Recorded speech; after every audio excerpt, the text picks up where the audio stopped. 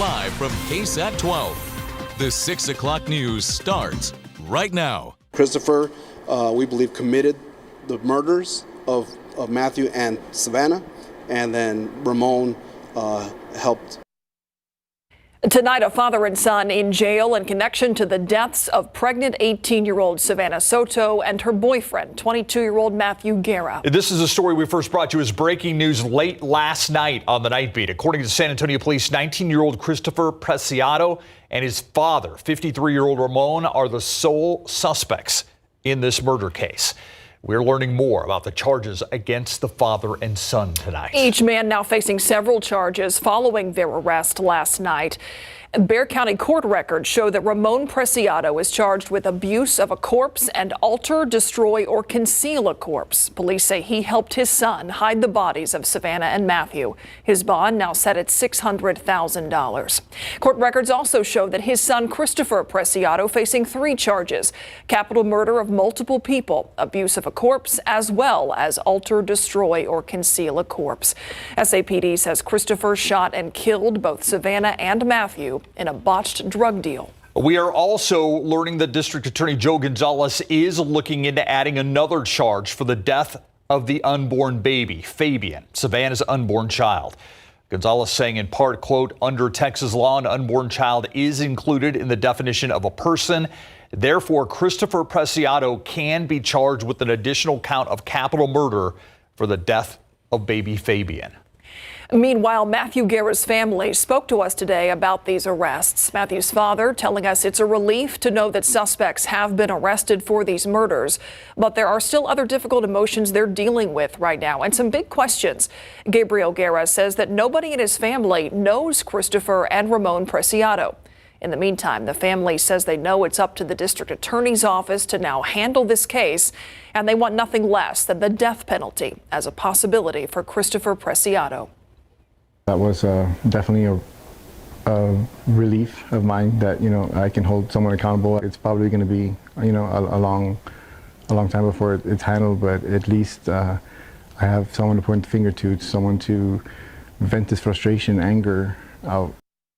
Savannah Soto's family, meanwhile, declined to comment on the arrests today, but said they might be open to talking in the future. How about those who find themselves living with a crime scene in their parking lot? We're also getting reaction from people who live in the area where the bodies of Savannah and Matthew were found. Their bodies found at an apartment complex on Danny K Drive just one day after Christmas. We spoke with a woman who lives at that apartment complex. She tells us she is breathing a little easier now that the person that police believe is responsible is behind bars. And it was kind of crazy because it was like right by us, and I was like, dang, are we even safe? Who do you have to be? They're just innocent lady with a baby, wasn't even born yet. A pretrial hearing for Ramon has been set for next month on February 7th. No trial date has been set yet for his son. Of course, this is a story we'll continue to follow. We'll keep you updated with new developments on air and online on KSAT.com. Tonight, we're learning more about the murder of a 6-year-old girl. The little girl has been identified as Hosanna Sancho. It's a story we first brought you as breaking news yesterday on the news at 5 o'clock. We've been following it since. San Antonio police have arrested the little girl's own mother, Neveteria Sancho, for the child's death. She is now facing a capital murder charge for a child under the age of 10. Yesterday around 3 p.m., police were called to the Frontera Crossing apartment complex on Watson Road. Neighbors told police they found Hosanna unresponsive with a wound to her upper body. Online court records show the girl's mother had a previous conviction in 2010 for injury to a child. Neveteria Sancho is in the Bexar County Jail on a $1 million bond. They say he's the murderer that was wearing a skeleton mask. Fredericksburg police tonight making an arrest in a deadly shooting at a convenience store earlier this week. In a Facebook post from that department, police arrested the man seen here, 21-year-old Awes Cinco Rapid. Police say he shot and killed 48-year-old Arthur Cortez during a store robbery Tuesday night. He was wearing a skeleton mask. Rapid now being held in the Gillespie County Jail on a capital murder charge. Now to the school shooting in Perry, Iowa today. A 6th grader was killed. Police say multiple people were shot at the school on the first day back to class following winter break. ABC's Alex Perchet spoke with parents at Perry High School and picks up the latest from there. An active shooter situation at Perry High School outside of Des Moines, Iowa this morning. It was a text message this morning from my daughter, and it was absolutely horrifying. The active shooter alert went out at 7:37 a.m. on the first day back from winter break, just before the school day started. The first officer arriving within 7 minutes to find multiple victims with gunshot wounds. The shooter has been identified as 17-year-old Dylan Butler, a student at Perry High School. Butler was armed with a pump-action shotgun and a small caliber handgun. Butler also made a number of social media posts in and around the time of the shooting. Law enforcement is working to secure those pieces of evidence. All evidence thus far suggests that Butler acted alone. There are 6 victims, one of them who is deceased. That individual was a 6th grade student at Perry Middle School. Jody Kurth says her stepson was in the lunchroom when the gunfire started. She says he was hit in the back and in the arm. Like, the pain in your heart is just overwhelming. That's one of the worst moments of my entire life, but the best phone call I got was saying that they were okay. FBI and ATF agents are assisting on the scene as investigators search for motive. It's impossible to understand why anything like this happens, but again, I want you to know that we'll work tirelessly to get the answers so that we can prevent it from happening again. Now, as we learn more, one of the things this investigation will center on is a reported social media post that this suspect made and what clue it could give police as to a potential motive. Alex Perchet, ABC News, Perry, Iowa. Now to a bipartisan win on the border that should benefit trade and commerce across the nation. That's according to U.S. Senator Ted Cruz and Congressman Henry Cuellar. Our John Paul Barajas has been in Laredo all day where the lawmakers made their announcement. He breaks down how they're simplifying the permit process for expanding international bridges. It's music to the ears of South Texas lawmakers on both sides of the aisle, and it plays to the tune of a pretty penny for international trade. Last year, we had more than $863 billion of trade between the U.S. and Mexico. That's over $1.5 million every single minute. Now, Congressman Henry Cuellar and U.S. Senator Ted Cruz assembled a bipartisan coalition of South Texas lawmakers to expedite the process of expanding and building international bridges, meaning more lanes for all traffic at the border. Most of our clients are from across, and we do get people from Monterrey, especially during the holidays. This store manager of a clothing store in downtown Laredo asked to remain anonymous, but says increased traffic is always a positive. That will boost the economy. That means more jobs. Cuellar and Cruz explained when building an international bridge, an environmental review is needed, and only after that do they get a presidential permit. But the process is slow, dragging out the project. Now their bipartisan effort, I worked hand in hand with Henry Cuellar, has secured language stating a conditional permit can be granted while the environmental review is taking place. Bridges all along the Rio Grande River, 4 different bridge projects that now will have the green light to go forward. This is a win for Texas farmers and ranchers. One of those bridge projects Ted Cruz is referring to is right here at Laredo's World Trade International Bridge. Currently it sits at 8 lanes, but they're hoping to expand it to 18 in the years to come. Cruz also adds this isn't just a win for South Texas, but for everyone who receives and sends their goods through the border. In Laredo, John Paul Barajas, KSAT 12 News. Congressman Joaquin Castro says he supports a lawsuit against Texas over a new state law that allows law enforcement to arrest migrants suspected of entering the U.S. illegally. It was known as Senate Bill 4 before Governor Abbott signed it into law. It's set to take effect in March, but the Department of Justice is now suing the state over that law, asking a federal court to declare it unconstitutional. Congressman Castro agrees. That law is overbroad, it's unconstitutional, and I hope that it gets struck down. I think wherever you are on the political spectrum, people agree that this system is broken and that it needs to be fixed. Congressman Castro says he believes the solution to controlling U.S. borders is to get more money to border cities, to hire more immigration judges to help process cases faster, and to work with countries in Latin America to make the application process for asylum easier so people don't have to cross the border to do it. Less than 2 hours before he was pulled over for DWI, San Antonio City Councilman Mark White gave a council colleague a ride home. That comes directly from White, who spoke with City Hall reporter Garrett Berger about what led up to his arrest. December 29th was a long day for Mark White. The District 10 councilman declined to do an on-camera interview, but did speak with us over the phone. After flying into Houston that morning, following a trip to Australia, White says he drove back to San Antonio. At about 5:30, he went out to El Mirasol, where he says there was a group of people, including District 6 Councilwoman Melissa Cabello-Haverda.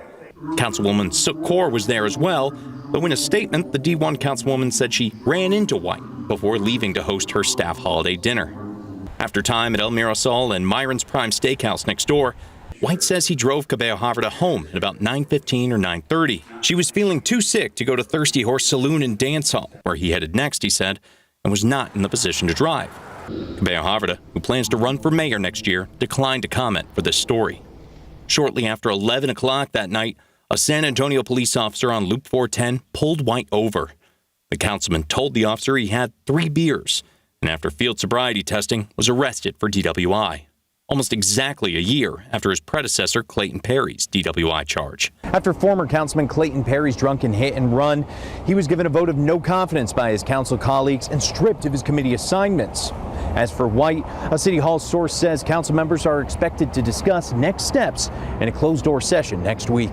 Mike Gallagher is a former D10 councilman who returned as a temporary fill-in for Perry. He's currently the head of the Northeast Neighborhood Alliance and hopes White doesn't get the same sanctions as his predecessor. I really believe that it should be discussed by council. Everybody should understand what happened, but at the same time realize this was not nearly the same kind of event. White told KSAT he had 0 excuses, and he emphasized that, quote, nobody should blame Councilwoman Kaur or Councilwoman Haverda for anything. It was my decision to drive. Garrett Berger, KSAT 12 News. I want to check back in on a traffic trouble spot we showed you at 5 o'clock. This overturned trailer, 18-wheeler on I-35 at Benz-Engelman is still there. You can see a tow truck trying to get it situated so they can clear this roadway. It's I-35, kind of where Benz-Engelman and 410 all come together. I think this is the on-ramp onto I-35. And you can see it is completely shut down until they get this situation righted. Look outside with live cam. Meanwhile, temperatures slowly creeping up. Still had a bit of that gray out there today, though. And Adam Caskey is back with us this evening. Hey, yes, it's good to be here, and it's good to see a few little droplets on the screen there, on the camera lens, and we're going to see more of that. We're actually detecting some light radar echoes out there with Authority Radar. These are very light sprinkles that are moving through. We have drizzle and light sprinkles just scattered across our area, not adding up to anything right now, just causing for some damp roadways, some damp side streets in your neighborhood as well. You see from Jefferson High School to Holmes High School, and even a little bit here and there on the far north side of town. We're going to have this through the night tonight. We'll be back to talk about how long it's going to last and how much rain we could get in just a bit. Welcome back. I'm Stefania Jimenez, and here's what we're working on for you tonight on the Night Beat. We'll start with this. A community with concerns. Neighbors are on edge over fires that burn at a nearby scrapyard. Tonight on the Night Beat, an update to our coverage on Monterey Iron, Metal, and Recycling, and also what's being done to put those neighbors' fears to rest. Governor Greg Abbott also continues to bus migrants from Texas to other cities in the U.S. And now the mayor of New York City is suing more than a dozen charter bus companies that are bringing the migrants to New York City. Tonight on the Night Beat, a closer look at that lawsuit and one of the companies that's based right here in the San Antonio area. We'll see you for these stories and so much more tonight on the Night Beat. Thanks, Stefania. All right, if it's going to be gray, we want to see some rain out of this. And it looks like there is a little bit out there, Adam. More to come, Adam? Yes, more to come as we go through this evening and tonight. A few light sprinkles out there right now, and it's going to turn into just light rain. A damp night ahead of us, and tomorrow I think we'll see the sun pretty quickly after sunrise. So let's get right to our rainfall chances here. Notice they peak at 60%, so fairly numerous to widespread. A lot of it's going to be drizzle. Keep that in mind. Even if you don't get the light rain, you'll have some areas, or you'll have some periodic drizzle. So we'll have that overall dampness through the night and very first first thing tomorrow morning. But notice how the rain chances really fall off by 3 a.m. And then 7 a.m., they're down to 10%. That's it. And at 7 a.m., some showers still lingering far east of San Antonio. But locally, I think we'll be dry at that point. Here's the big picture. Wound up system right here near Albuquerque. You can see that counterclockwise swirl in the satellite and radar. That's headed eastward, and it's going to swing a very weak cold front through town. More of a wind shift line than anything. And that's going to help to kickstart a few of these very light showers. Some moderate showers tonight, but I think that's going to be the exception opposed to the norm. Here's our futurecast. Takes us to 10 o'clock. Scattered activity out there, very light in nature. Closer to midnight, we could see some of those moderate showers, not like the small hail and thunderstorms that we had a few days ago. Just some light to moderate areas of rain that then push eastward and are out of here by sunrise tomorrow. Sunrise tomorrow, 7:30 a.m. Still a few showers closer to Hallettsville, Cuero, Goliad, Victoria, but that's far east of San Antonio. And actually, I think that we'll see the sunshine pretty quickly after sunrise tomorrow. So if you've been yearning for some blue skies after all this gray, it returns very quickly tomorrow. Overall rainfall potential, generally speaking, a few tenths of an inch. I think for most of us, there is the possibility that we could have a quarter of an inch or more within some of the more moderate showers that happen to develop if they actually do overnight tonight. So I think the rule of thumb is going to be happy with a few tenths of an inch. If you get more than that, you're the lucky few. Our next chance of rain is just 30%, and that comes on Monday. Monday is our next system that we're watching. So this is the current system, system number 1, moving into the Texas Panhandle and affecting us. System number 2, that's up here in Alaska, swirling over the Aleutian Islands. Part of this big upper level swirl is going to break off and move southward, and with it will be a little bit of a temperature drop, but more than anything for us, that slight chance of storms at 30% and then very windy conditions. But notice this isn't going to make it here until we get into Monday. It's going to be a very wound up system, kind of a classic winter system that's very wound up and has some very high winds associated with it. Another round of snow in the Texas Panhandle with this system, just like what we're seeing out there tonight. And then behind it, the winds howling. And when I say howling, here's what we're expecting for wind gusts. Steady winds between 20 and 30, but Monday night, so the weekend's going to be fine, nothing to worry about. Monday night into Tuesday, winds gusting between 40 and 50 miles per hour. This one computer model thinking wind gusts up to 53 miles per hour around sunrise on Tuesday morning. Take down the Christmas decorations this weekend if you can, especially the inflatables and anything that can blow around. And if it's your trash day or recycling day Tuesday morning, be prepared for the lids to be popped open and even the bins to be knocked over once they're empty. And behind that system, a light freeze possible next Wednesday. We will have some cool mornings this weekend. Tomorrow morning, though, at 48, 67 and sunny in the afternoon. We'll even be near 70 farther south of town. Then this weekend, we'll have chilly mornings in the upper 30s, but pleasant afternoons in the 60s. So what you'd expect this time of year. Then we get into next week with that cold front, a light freeze possible by Wednesday morning. It'll be nice to see the sun return. Thanks, Adam. All right, sometimes I forget just how young Victor Wembanyama is, Larry.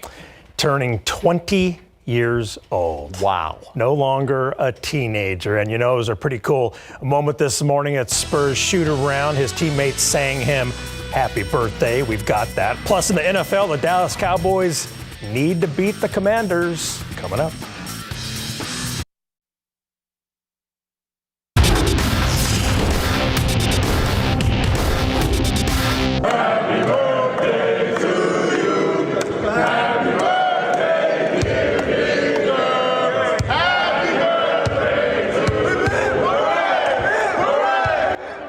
Wemby's teammates showered him with birthday love at morning shoot around in Big Board Sports. All right, so Wemby's age is now almost greater than his shoe size, which is a reported 20 and a half. He is growing up right before our eyes. And it's also game day for the Spurs, who are home hosting the Milwaukee Bucks, looking to split the 2-game season series in the Spurs' first home game in 2024. And it's also Wemby's birthday today, which means we can no longer call him a teenager. Mary Rominger has more from the Spurs practice facility. Yes, Larry, Victor Wembanyama turns 20 years old today. And just 2 months into his NBA career, Wembanyama is averaging a double-double and a league-leading 3.1 blocks. In recent games, though, Wembanyama has been on a minutes restriction after spraining his ankle, which has led to some frustration. At the end of the day, we're all competitors. We all want to win. And if you feel like you're in a position to where, you can help that team, you're going to do whatever you want to, whatever you can and want to do. At the end of the day, I didn't know that he, checked himself in and stuff like that. But I think the coaches addressed it. And like I said, just shows the level of a competitor that he is. The minutes that he has had and the production that he's had is, kind of crazy. At the end of the day, they're looking out for him in the long run, looking out for him in his health. So, you can't really go back on them against that. Overall, he has his own game, and, none of us has ever seen it before. And so he's kind of just in a category of his own. It's crazy. He was a teenager still, but yeah, he's 20 now, getting older. And hey, Trey Jones and Devin Vassell both agreed the best way to celebrate Wembanyama's birthday is a win tonight against the Bucks. From Victory Capital Performance Center, Mary Rominger, KSAT 12 Sports. Thank you, Mary. The Spurs will host the Bucks tonight at 6:30 at the Frostbank Center. Doug McDermott is out with a forearm contusion. Zach Collins is out with a right ankle sprain, and Malachi Branham will sit with the same injury. So the 2024 NBA All-Star Voting First fans return are out, and the birthday guy, Victor, currently sits 7th in the Western Conference among front court players, and we can take a look at that list now. Here's the top 10 in the West front court. LeBron is number 1 with more than 2 million votes. Kevin Durant is 2nd. The Joker is 3rd, followed by Anthony Davis and Kawhi Leonard to round out the top 5. Paul George is 6th, Alperen Şengün 7th, and there's Victor at number 8 with 221,200 votes. Chet Holmgren and Karl Anthony Towns will round out the top 10. The All-Star Game is Sunday, February 18th in Indianapolis. Football coverage brought to you by Davis Law Firm. 4 division crowns are still up for grabs in the NFL, including the NFC East, the most entering a season finale since there were also 4 in 2014. The Dallas Cowboys can win the NFC East with the win Sunday afternoon at the Commanders, but facing them is no gimme for the boys. Last season, in Week 18, Dallas needed a win at Washington, and they lost 26-6. From that loss, I remember, I know it's going to be a physical game.